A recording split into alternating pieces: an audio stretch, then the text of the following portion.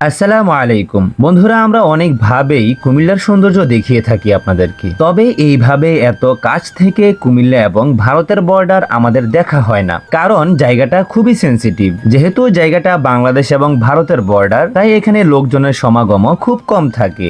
যে কোনো সময় যে কোনো ধরনের দুর্ঘটনা হয়ে যেতে পারে, আর সেই জন্যই বর্ডার সাইডকে রেড জোন হিসেবে ধরা হয়। বন্ধুরা, বুঝতে পারছেন আজকের ভিডিও সেই বর্ডার সাইড নিয়েই। ভিউয়ার্স, আমরা বাঙালিরা যদিও সামরিক শক্তিতে দুর্বল, তবে আমাদের রয়েছে অনেক শক্তিশালী মনোবল। তবে সবসময় মনোবল দিয়ে কাজ হয় না, লাগে সামরিক শক্তি।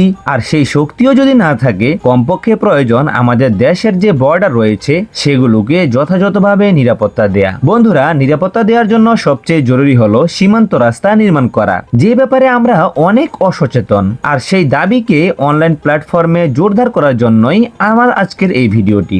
দেখেন, ভারত কিন্তু সম্পূর্ণ সীমান্ত রাস্তা তৈরি করে রেখেছে, সেই সাথে সর্বদিক থেকে আমাদেরকে পরাস্ত করার জন্য প্রস্তুত। কিন্তু আমরা মুখে অনেক গলাবাজি করে থাকলেও বস্তুত আমাদের কিছুই নেই। দেখেন, ভারত সীমান্তে নেই কোনো ধরনের ঘরবাড়ি, নেই কোনো মানুষের সমাগম, তবে আছে টাকা কামানোর জন্য বড় বড় রাবার বাগান। আমাদের উচিত সীমান্ত কাছাকাছি এই ধরনের বড় বড় ফরেস্ট তৈরি করার উদ্যোগ নেওয়া, সেই সাথে সবচেয়ে বেশি জরুরি সীমান্ত রাস্তা তৈরি করা। চলুন এবার ভারতের কিছু গ্রামীণ দৃশ্য দেখে আসি, যা চোখ জোড়ানো দৃশ্য। তবে এই দুঃসাহস আর কেউ করবেন না, এটাতে আপনি যে কোনো সমস্যায় পড়তে পারেন। তো চলুন সুন্দর করে ঘুরে ঘুরে দেখে আসি। দেখেন, এত সুন্দর পরিবেশ, সবুজ শ্যামল।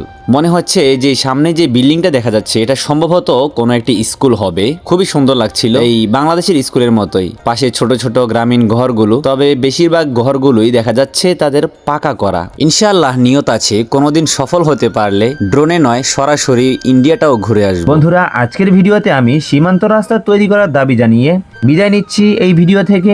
সহমত হলে শেয়ার করে দিতে পারেন। ভালো থাকবেন, সুস্থ থাকবেন। আল্লাহ হাফেজ।